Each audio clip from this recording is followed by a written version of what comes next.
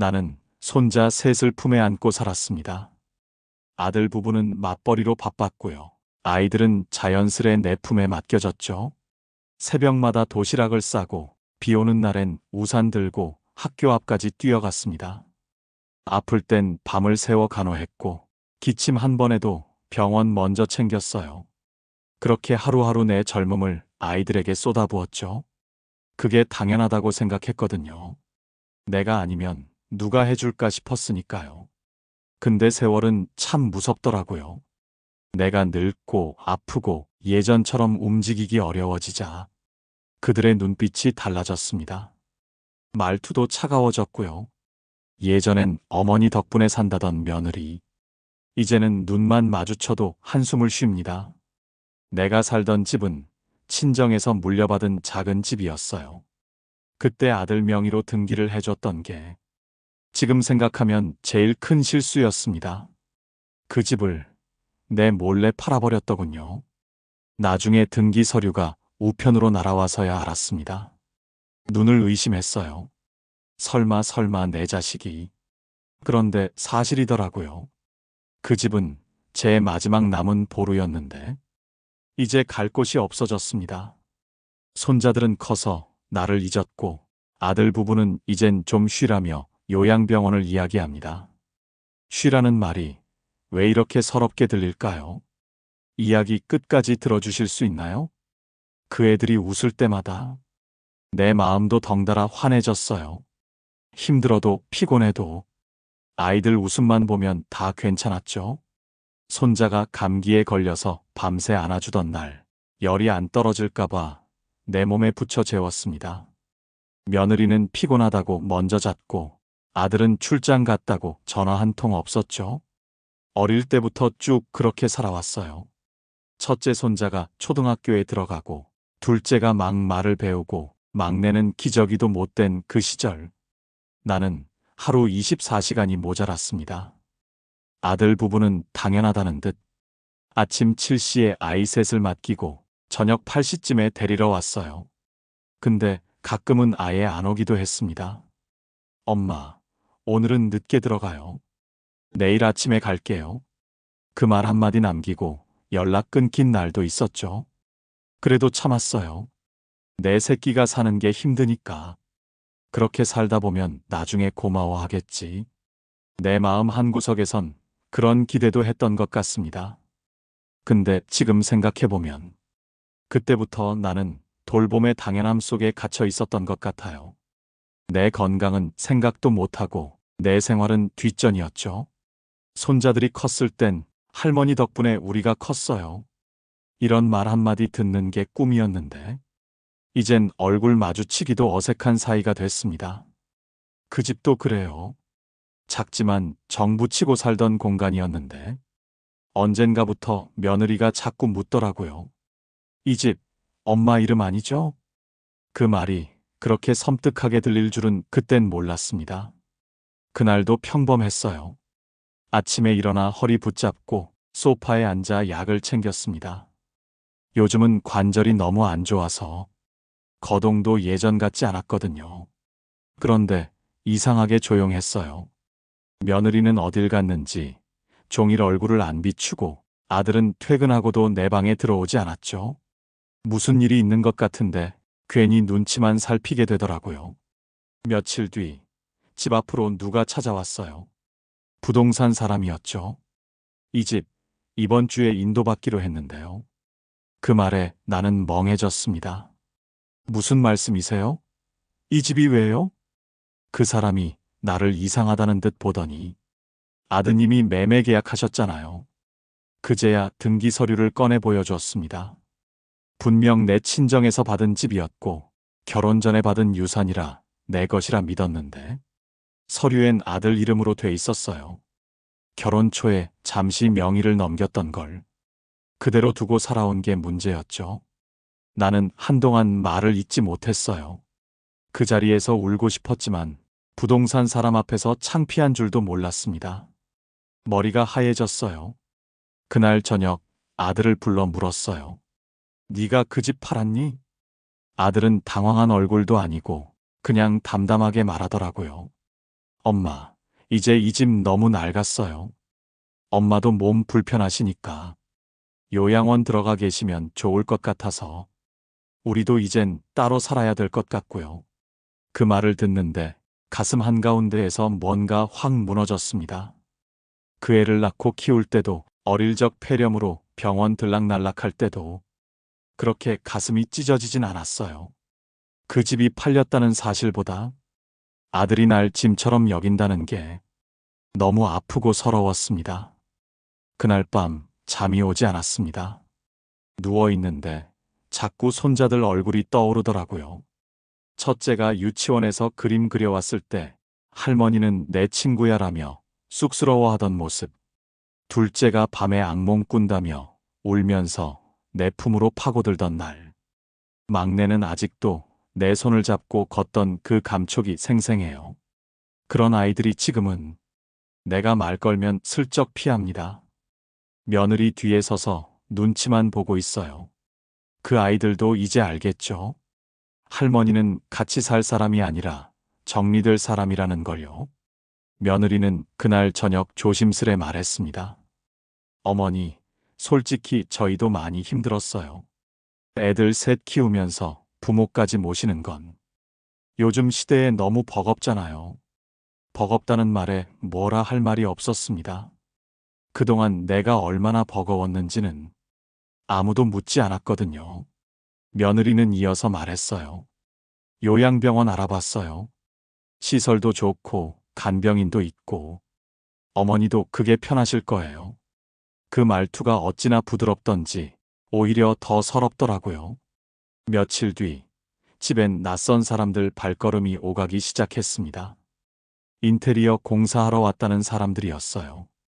나는 짐을 싸지도 못한 채 작은 가방 하나만 들고 나왔습니다. 갈 곳이 없었습니다. 그 많던 친구들도 다들 연락 끊긴 지 오래고 친정 동생한테도 말 못했어요. 창피하잖아요. 손자 셋이나 키운 내가 이 나이에 갈 데가 없다는 게.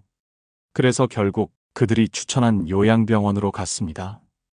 입구에서 안내 간호사가 다정하게 웃었지만 내 마음은 바닥까지 가라앉았습니다. 여기서 지내시면 편할 거예요.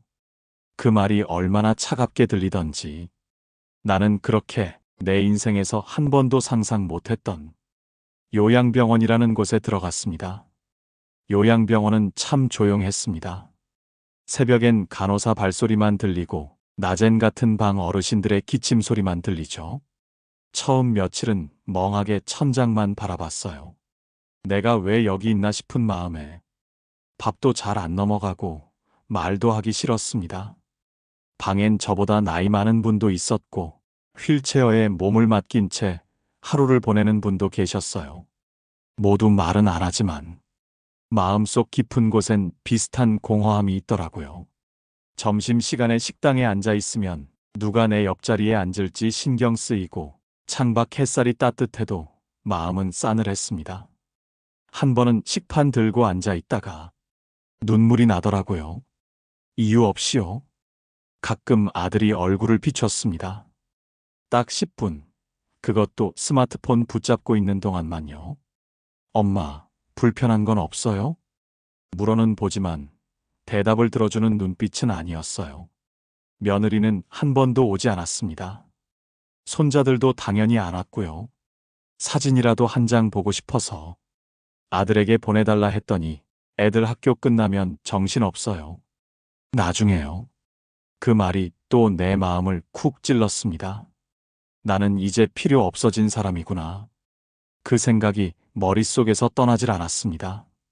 한때는 누군가의 전부였고 가족의 중심이었던 내가 이젠 누구의 우선순위에도 없는 존재가 된 거죠. 어느 날 간호사가 내 손을 잡아줬어요. 할머니, 오늘따라 많이 울어요. 그 손이 따뜻해서 더 울음이 터졌습니다. 그때 깨달았어요. 지금 내가 느끼는 이 슬픔은 단순한 외로움이 아니라 버림받았다는 서러움이란 걸요. 요양병원에 온 지 한 달쯤 되었을 무렵 문득 내 인생이 허무하게 느껴졌습니다. 젊은 날 그렇게 바쁘게 살았는데 지금 내 곁엔 아무도 없더라고요. 전화번호부를 열어봤어요. 예전에는 수다 떨던 친구들이 꽤 있었는데 번호 바뀌었거나 받지 않거나 심지어 어떤 분은 돌아가셨다고 했습니다. 가장 친했던 친구는 딸이 데려가 외국으로 갔어요. 몇 년 전까진 편지도 오고 그랬는데 이제는 소식이 뚝 끊겼죠. 나 너무 늦게 눈 떴다. 이 말이 저절로 나왔습니다. 한때는 사람들 모아 여행도 다니고 동네 바느질 모임도 나가고 매일 누군가와 웃으며 지냈던 시절이 있었는데 손자 키운다고 다 포기했죠. 며느리 눈치 보느라 친구 생일 모임도 못 가고 아프면 약 먹고 참고 놀고 싶은 마음은 이기적이라며 눌러뒀습니다. 그땐 지금은 내가 참아야 할 때라 믿었어요. 내가 안 해주면 누가 하냐 싶었고요. 근데요, 이제는 내가 필요한 사람이 아무도 없네요. 그날 밤 TV에서 중년 여성들이 모여 노래 부르고 웃는 방송을 봤습니다. 참 별일 아니었는데 눈물이 핑 돌았어요. 나도 저렇게 웃었던 날이 있었는데 지금이라도 늦지 않았을까? 그때부터 마음 한켠에 이상한 열기가 생기기 시작했습니다. 처음엔 그냥 허상인 줄 알았어요. 근데 시간이 갈수록 점점 선명해졌습니다. 이렇게 살면 안 되겠다. 나 아직 끝난 거 아니잖아. 혼잣말처럼 중얼거렸지만 그게 진심이었어요. 내 안에 뭔가가 꿈틀거리기 시작했습니다. 그날 밤 잠들기 전 거울을 봤습니다. 요양병원 창가에 걸린 작은 거울에 주름진 얼굴, 눈가에 검버섯, 그리고 한없이 슬퍼 보이는 내 눈이 있었어요. 이게 정말 내 얼굴이었나? 한숨이 먼저 나왔지만 그러다 문득 이런 생각이 들었습니다. 내가 왜 여기까지 왔지? 내가 뭘 그렇게 잘못 살았다고. 서러움과 후회가 교차했지만 그날은 좀 달랐어요. 슬픔에만 머물지 않고 뭔가 행동하고 싶다는 마음이 들더라고요. 그날 밤 작은 수첩을 꺼내 하고 싶은 걸 하나씩 적어봤습니다.